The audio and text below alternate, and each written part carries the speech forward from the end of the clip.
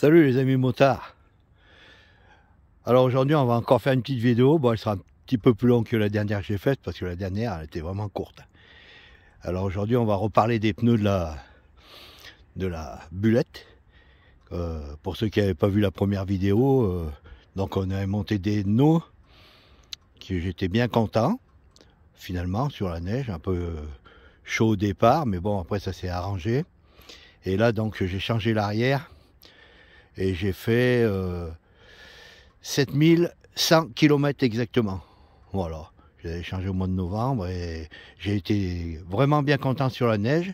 Sauf que hier il m'est arrivé une petite mésaventure. Je vais vous expliquer. Mais avant, je vous fais un petit tour d'où je suis là. Donc je suis en flanc de Chartreuse, à Saint-Bernard-du-Touvet. Je suis passé par là-bas, on voit au fond. Col de Marcieux, enfin bref, je venais du col du Granier, une petite route qui passe à travers, il fait super beau, un peu froid mais beau, voilà. Alors là-bas, au fond ce qu'on voit c'est le Granier, le col du Granier, donc je reviens là, Chartreuse, le soleil en pleine gueule, j'en sais rien, on voit plus rien, enfin moi je vois plus rien en tout cas, là-bas. Et en face, la chaîne de Beldon. Voilà. Là. Voilà. Un petit tour comme ça.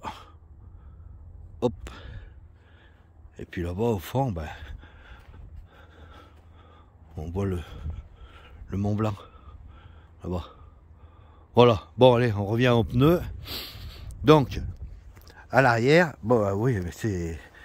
On voit plus grand-chose parce que ça dégèle et c'est gras partout. Mais enfin, voilà.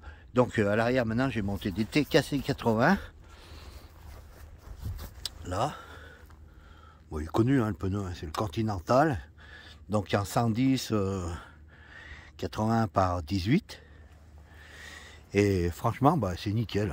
Bon, bah là, mon pote, il vient de me le monter. J'ai fait quoi? Je sais pas, j'ai fait 40 bornes, 50 bornes. Mais franchement, il est un peu plus rond que l'Edno. Donc, ça va mieux dans les virages. Et puis après, bah là, ça tombe bien justement parce qu'on voit, là c'est vraiment, ça a fondu, donc il y a plus de neige, mais c'est hyper mou. Il y a beaucoup de terre qui ressort, et tu vois, ça reste les crampons, quoi. Ça s'accroche bien.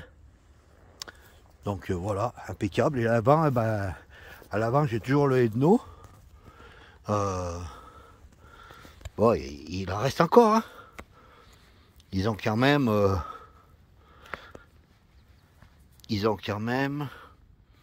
eh ben, je les avais changé à 5400. Bon, c'est reparti. Putain, j'avais pas vu le bruit que j'entendais, c'est que ça avait coupé la caméra. Bon, c'est pas grave, j'essaierai de recoller ce morceau là, on verra bien. Donc j'en étais à 5400 et oui, il va en faire encore. Et puis à l'arrière, oui, je les avais changés en même temps, donc oui là. Non, pas 5400, qu'est-ce que je raconte? 7100, ils ont fait 7100 km. Voilà. Et à l'arrière, je l'ai changé, même s'il pouvait faire encore peut-être 1000 ou 1500 bornes, sauf que j'ai éclaté hier soir. Et pourquoi j'ai éclaté? Putain, je me suis posé la question toute la nuit. Et donc ce matin, on a analysé le truc avec mon pote. Et comme moi, je roule beaucoup sous la neige, j'étais pas mal sous-gonflé. Même bien sous-gonflé, quoi. Et c'est vrai que je prenais pas le temps, après, quand la route était meilleure, de regonfler, j'ai roulé comme ça, quoi, sous-gonflé, et voilà. Et qu'est-ce qui s'est passé? Donc il m'a expliqué que le pneu, petit à petit, eh bien, même si ça fait pas 160 chevaux, hein, et que ça fait que 27 chevaux, petit à petit, quand on est sous-gonflé, le pneu, il tourne, doucement, doucement, doucement, et puis, à force de tourner, ça m'a arraché la valve. Et c'est pour ça que quand ça a arraché la valve, il s'est dégonflé, mais net d'un coup, quoi. Putain, je suis parti en sucette grave. En plus, c'est arrivé dans un virage. Je ne suis pas tombé, je ne sais pas comment. J'ai fait une espèce de dérapage. Enfin bref, je suis parti dans tous les sens.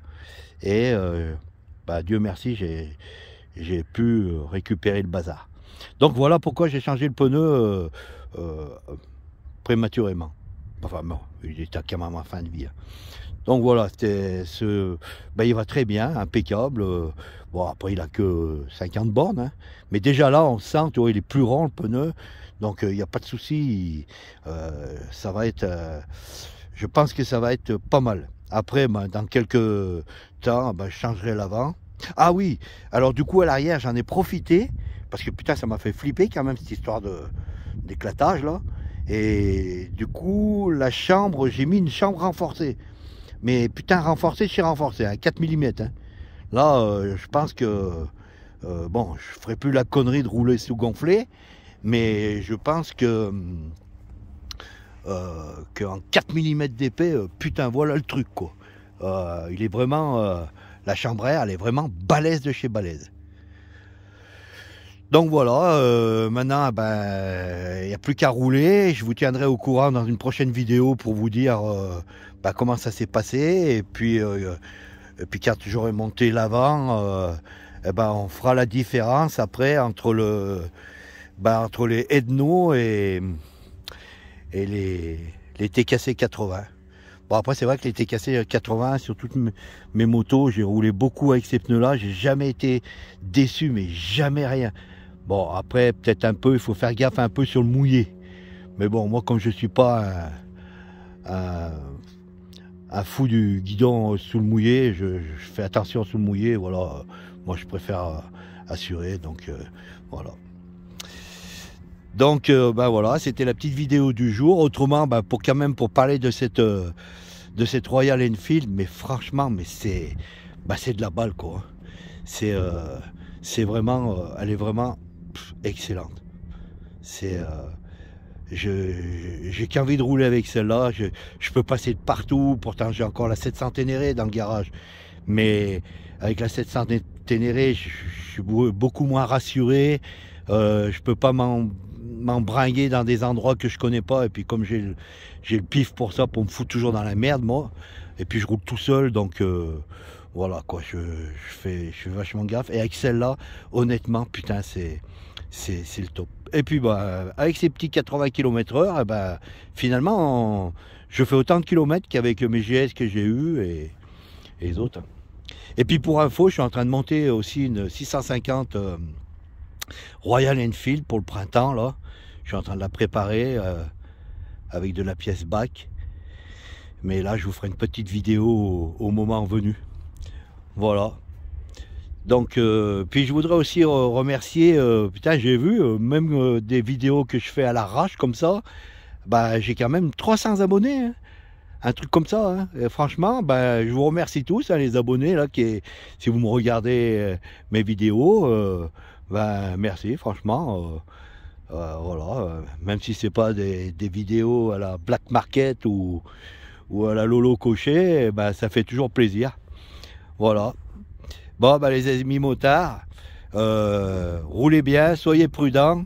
Pensez à, si vous roulez sous gonflé sur la neige, quand c'est meilleur, à regonfler votre pneu, ça vous évitera de ce qui m'est arrivé. Et puis voilà, on se revoit la prochaine fois. Allez, encore un petit tour sur la chaîne de Beldon là. Oh, franchement, mais c'est pas beau là. Oh là là. Oh, c'est magnifique. Magnifique. On a vraiment une belle région là. Putain. Pas besoin d'aller finalement à l'autre bout de la planète. Hein. C'est con que je sache pas faire des vidéos collées, tout ça. J'ai essayé, mais ça me saoule. Putain, je sais pas comment ils font les mecs et tout. Enfin bon, voilà. Regardez ma bulette. Elle est belle quand même, hein. Bon, mes manchons, c'est pas beau par contre, hein. Mais qu'est-ce que c'est bon. J'ai pas froid aux mains, rien du tout, hein. Nickel. Pourtant, j'ai fait mettre je l'avais amené à la révision, là, des 12 000, je sais pas combien. J'ai fait mettre des poignées chauffantes, là-bas, on voit le fil, là-bas dedans. Et, finalement, je m'en sers même pas tellement.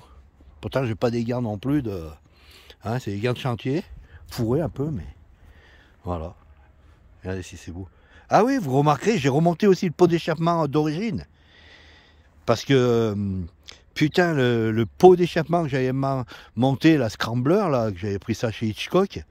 Putain, un jour, je remonte chez moi un soir. J'ai putain, fait un drôle de bruit, ma brêle.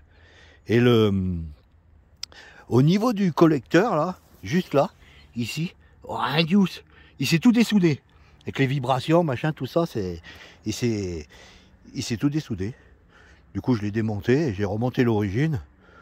Puis finalement, ça fait moins de bruit et ça marche pareil. Bon, sinon, j'ai perdu un coup de piston vraiment à bas régime sur la neige.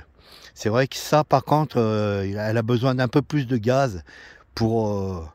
J'ai perdu ce coup de piston vraiment à bas régime, mais bon, on s'en sort quand même, ça va bien. On verra. Donc, ils vont me le changer, le pot d'échappement, je crois qu'il va passer en garantie. Voilà, après, qu'est-ce que je dois dire encore ma sacoche SW Motec, franchement, toujours autant content. Pourrie, mais. Enfin, pourrie, elle n'est pas pourrie, elle est pourrie par le sel. La sacoche Royal Enfield d'origine, là, impeccable. Nickel. Voilà. Bon, allez, les amis motards, ça va être trop long après. Bon, ben, à la prochaine. Et puis, comme je vous ai dit tout à l'heure, soyez prudents, couvrez-vous bien, il fait froid, et profitez bien. Allez, salut les amis.